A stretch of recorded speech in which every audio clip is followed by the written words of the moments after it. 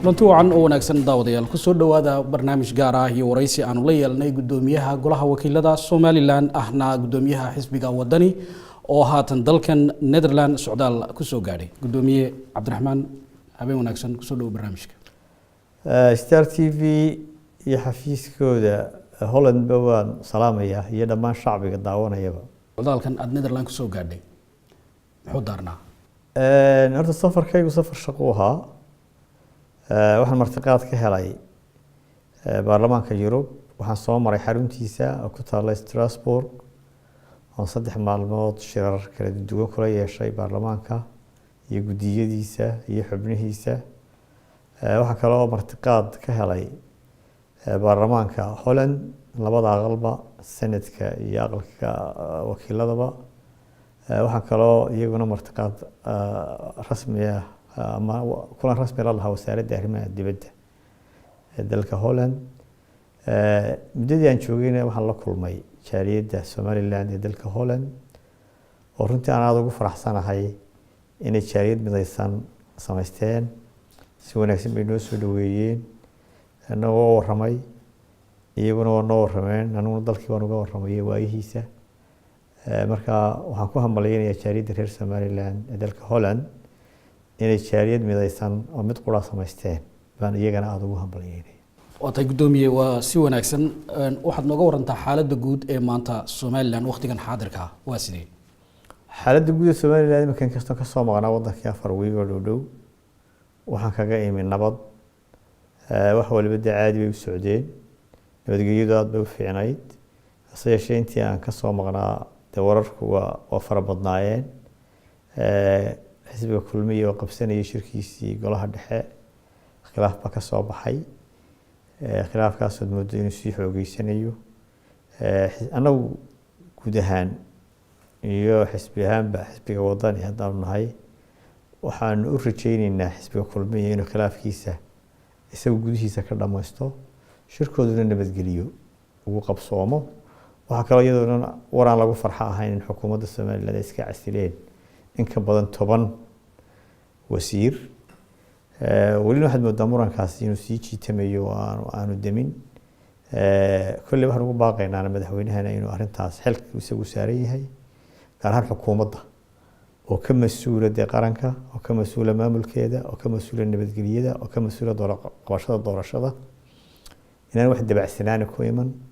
oo aanay saameyn ku yeelan diiwaangelintii la bilaabayo bishan aynu ku jirno dhamaadkeeda iyo doorashada oo marar badan u dhacday inaan wax saameyn ku yeelan baan u rajaynaynaa gudoomiye isqabqabsigan xisbiga xaakimka ee in kulmiye dhibaatadan haysata aad ba looga wada xumiyay haddana runta markaynu ka hadalno xisbigiina oo kale miyaan la oran karin waa fursad oo xisbigii talada hayay markuu yara kufo xisbigiina uu ka faa'iideysan karaa arrintaas oo kale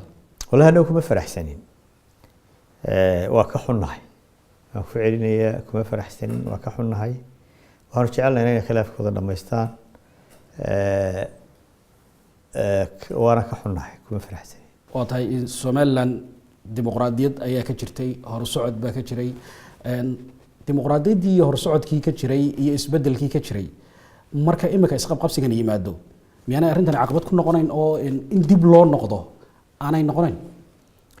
caqabadna way noqon kartaa Somaliland waxa lagu yaqaanay wadan degan oo nabadgelyo ah xukuumaddiisu degan tahay oo khilaafka siyaasiga gaar ahaan xukuumadda gudaheedu aanu jirin ama ku yar yahay marka saameyn bay ku yeelan kartaa shacbiguna waa ka warsan yahay beesha caalamkuna way eegaysaa marka mar labaad waxaan deegaanka madaxweynaha xilka ugu weyn saaran yahay saasaan xisbiga wadani maanta hadii doorashada soo socota aad ku guuleystaan waxyaabaha ugu waaweyn ee idin qorshaysan ee aad Somaliland ka qabanaysan waa maxay Somaliland shaqaalaheeda marka la soo ururiyo adduunka saddexaad dawooyin badan baa lagu eegay marka dawada ugu wanaagsan waa maamul wanaag haday dhaqaale tahay haday siyaasad tahay haday horumar tahay intaba miisaanka ugu weyn ee imika adduunku eegaya waxa weeye sida loo maamulo wadamo badan oo khayraad badan laba jira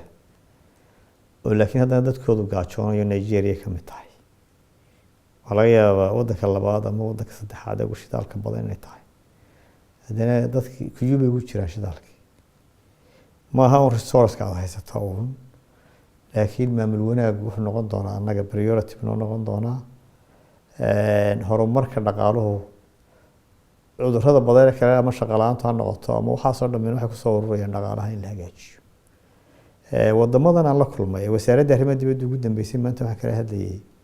sidii dhaqaale loo kobcin lahaa sidii shaqo loo abuuri lahaa waayo tahriibtan laftigeedu Yurub waxyaaban kala hadlay bay ka mid tahay marka dadku halka yimaadaan kharash badan ba kaga baxa waxaan ku waxay idin jabay in halka ku ilaalisaan dadka oo shaqo u abuurtaan oo kaalmooyin siisaan waxyaaba kale imika Soomaaliland hor taagan ama shaqo la'aan ha noqoto ama dhaqaale xumo ha noqoto waxa ka mid ah ictiraaf la'aanta waanu ka wada hadalnay in badan waa ka doodnay in badan niba maanta weydiiyay maxaa ku diidantiin in Soomaaliya dib u la midoodaan baarlamaanka Holland waxa ku yiri idinku mar labaad ma la midoobaysan Belgium marka waxay la tahay waxaan u baahanahay arrinta ictiraafkana inaynu sii wadno oo waxay naga xidhan ictiraafka jacayl laakiin waxay naga xidhan wax walba haday iskaashi tahay haday dhaqaale tahay haday financial institutions ka caalamka tahay wixii oo dhan waxay naga xidhan yihiin ictiraafkaas waata gudoomiye waxaan eegay barnaamijka website-kiina waxaan ka arkay xagga dhaqaalaha caafimaadka bulshada amniga waxbarashada dhan walba aad baad uga hadasheen oo ugu soo qaadateen Soomaaliland boqolkiiba 70 maanta dhalinyaradu waa shaqo la'aan baahsan baa haysa shaqo la'aantaas baahsan maxay idinka qorshaysan horta waxaan ugu bishaareynaya shacabka reer Soomaaliland inaanu soo bandhigi doono barnaamijkii siyaasiga ahaa daraafkii ugu horeeyay bishan intaanay dhamaanin waxaan jecelahay inay waxaas sheegayso dhammaan ama dhalinyarada ha noqoto ama shaqo la'aanta ha noqoto ama saxaafadda ha noqoto inay si cad uga heli doonaan waxay ku kordhinayaan shacbiguna diyaar baan u nahay waata Soomaaliland waxaad moodaa dadku cadaalad in ay tabanayaan cadaaladuna waa shay muhiim ah hadda tahay xisbiga wadani cadaaladda maxay idinka qorshaysan waxay la tahay cadaaladda horta maxkamadaha qura maaha waxa laga yaabaa marka cadaalad la maqlo in maxkamadda iyo xukunkeeda uu laga hadlo laakiin shaqasiinta laftigeedu cadaalad in lagu maamulo oo wax kasta la maamulayaba ama merit ama cadaalad lagu maamulo hadii fursado dhaqaale soo baxaan si cadaalad loo maamulo cadaaladdu ma aha oo maxkamadda marka la isla tago in qofka wuxuu doonayo ama wuxuu xaq u leeyahay loo xukumo laakiin waxaan u baahanahay cadaaladdu meel kasta way ku jirtaa dalacsiinta kamid ah wax kasta oo ku jirta cadaaladdu marka cadaaladdu item ugu dhamaaha waxaan u baahanahay in administration-keenu hadduu wasaarad yahay iyo hadduu wakaalad yahay iyo hadduu baarlamaan yahay iyo hadduu maxkamad yahay intaba uu sida ugu habboon loo siman yahay in loo maamulo saas aan u islahay waa tahay xagga saxaafadda Soomaaliland waxaad moodaa in baryahan dambe ama ay aad u cabanayso saxaafaddu caburin badanna ay ka cabanayso haddii xisbiga wadani aad talada ku guuleysato saxaafadda maxaa kaaga qorshaysan saxaafadda Soomaaliland kulliba xisbi kulmiye laftigiisu markuu mucaaradku ahaa madax banaanida saxaafadda iyo wariyaasha la xiriiro aad u cambaareyn jiray waxaan ilaahay rajaynaynaa sidii kulmiye noqono markaan nimaadno aan saxaafadda madax banaanideeda waxba u dhimin kulliba saxaafaddana waxa looga baahan yahay markasta inay dhaqanka saxaafadda ama etiga saxaafadda ay ilaaliso imika waxa tahay gudoomiyihii golaha wakiilada gudoomiyihii xisbigana waa tahay waxa laga yaabaa inaad noqoto musharaxna inaad noqoto saddexdaa jagay waaweyn seed sugu haynaysaa horta baarlamaanka ugu horeysa oo banaynaya haddii alla ka dhigo xisbiguna madaxweyne buu leeyahay oo markuu dhammaado isna waan banaynayaa insha allahu taa musharaxana marka la gaadho waqtigeeda waan la iclaamin doonaa haddii ilaahay ka dhigo waxaa laga yaabaa dad badan ay ku tartamaan Soomaaliland arrimaha la isweydiinaya ama arrinta ugu weyn ee la isweydiinaya waxa weeyaan ixtiraafka ay dadku aad u naawilayaan dawladihii kala dambeeyay ee ilaa cigaal ilaa riyaale ilaa haatan kulmiye waxaad moodaa in albaabadii ay wada adkaadeen haddaad idinku wadani tihiin furaha ictiraafka Somaliland hal ku yaala baad isleedin hadda waxaan isleeyahay dowladaha kala dambeeyay mid walba wax buu qabtay oo uu qabtay inana way dhiman tahay waxaan isleeyahay albaabada dhamaantood horta in la garaaco waa loo baahan yahay oo cid kasta saameyn bay leedahay hadday European yahay iyo hadday Mareykan tahay intuba mararka qaarkoodna markii dee wax la iska diidayo in wax laga qabto meel kale lagu riixaa waxaad moodaa hadda Yurub iyo Mareykan inta badan arrintii waxay iskaga riixayaan qaaradda Afrika AU-da iyo wadamada IGAD aynu jaarka nahay waxaa jiray dee fact finding mission ama xaqiiq raadin wafdi ah in AU soo dirtay Somaliland 2005 report bay qoreen laakiin waxaad moodaa Afrikaanku ama AU-du